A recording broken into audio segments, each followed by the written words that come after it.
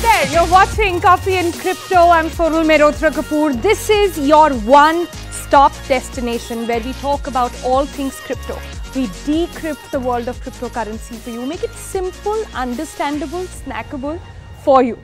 On the program today, what have we got? We've got some basics of what is hugely discussed and known as crypto mining. Okay, so for starters, are you one of those who's interested in crypto, wanted to invest in crypto, but thinking, dude, where's the money?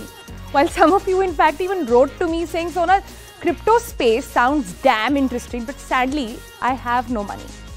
To all you people, listen up to today's explainer very, very carefully because I've written it just for you. And I can't wait to tell you more about that. But to dive in, let's get to our coffee table.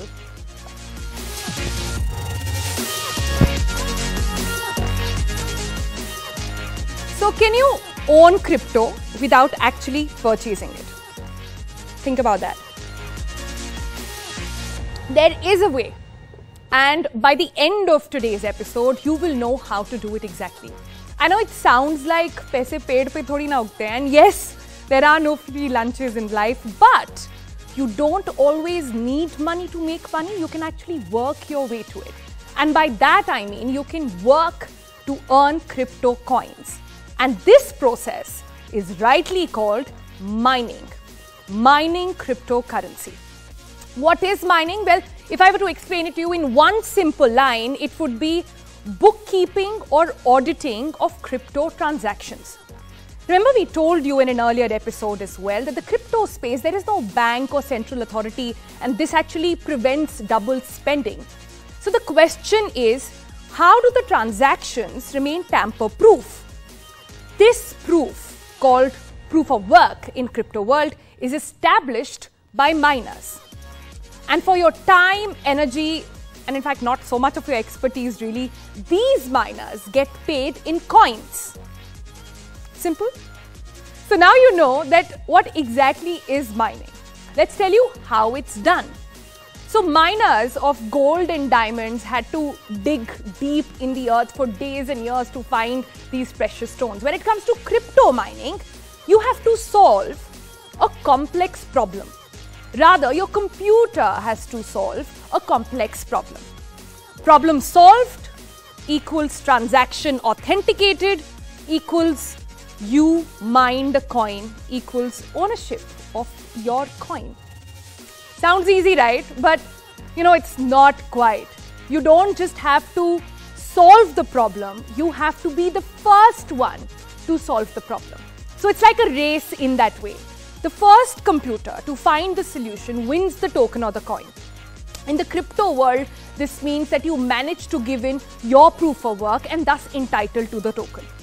A quick note over here is that by only the entire thing that I've told you and how it happens, that only works for Bitcoin.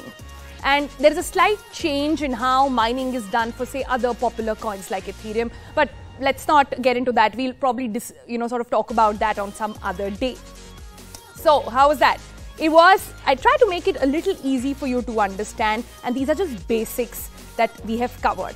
But I'm sure you're wondering, so how do we get started now? What is the computer that's needed to start mining? Well, don't worry, CC got you covered, and in this episode, not one, but two explainers for you. So coming up next, we'll tell you the ultimate mining toolkit. What do you need to start? How much does it cost? And how long does it take to mine? All right, so are you ready for that? So first, what do you need? Let's talk about equipment. Now, in early days of crypto, mining was possible with just about general CPUs, your basic laptop or desktop would have worked as well, but not anymore.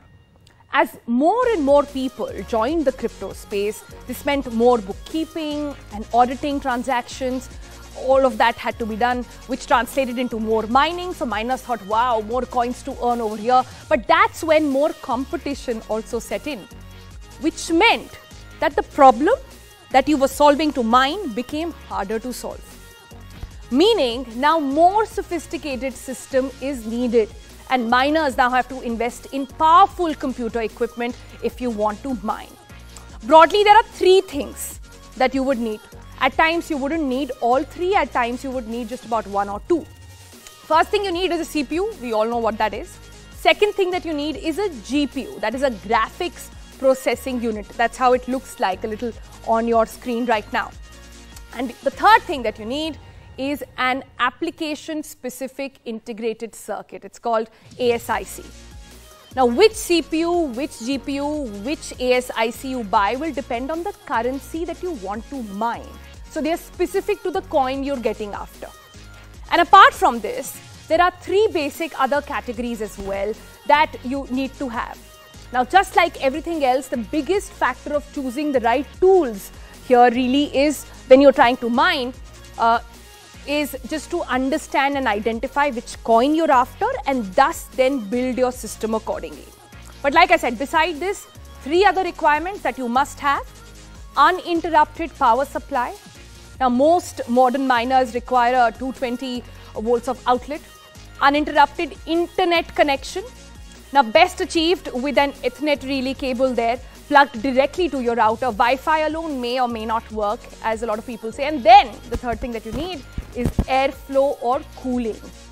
Now, ASIC miners generate a lot of heat. This means proper ventilation, fans and ACs are needed to help circulate that air. In fact, this is one of the biggest criticisms as well when it comes to crypto mining, because the kind of energy that is really required to mine. And that's the irony over here, offline or online. That's how much energy it really takes.